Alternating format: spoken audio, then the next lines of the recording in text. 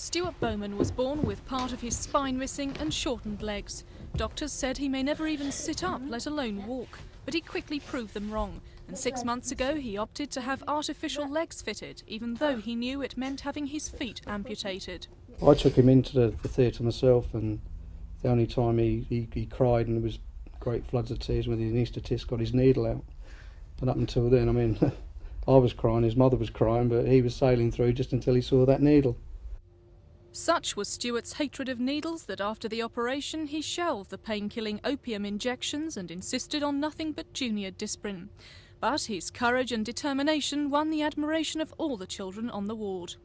He's an extrovert rather than an introvert, so he tends to bring people round him. And he doesn't, you know, even children when they walk up to him in the street and say, you know, what happened to your legs?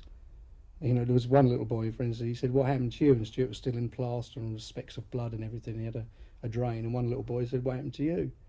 So Stuart said, well, I had my feet chopped off.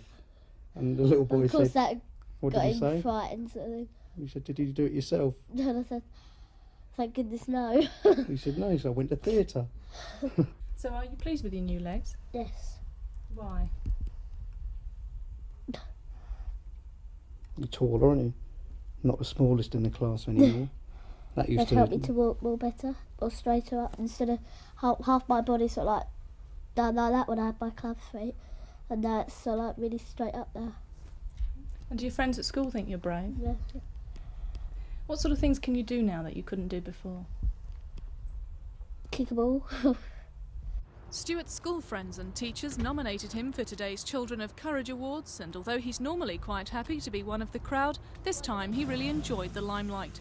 Whisked off to a top London hotel, he rather took to being waited on, and nobody was prouder than his mum and dad.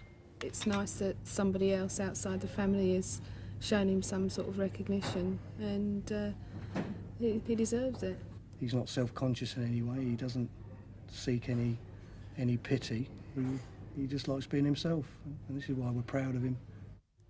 The Duchess of York presented Stuart with his Children of Courage Award, and he was proud to stand by her side. Sharon Doughty for Thames News.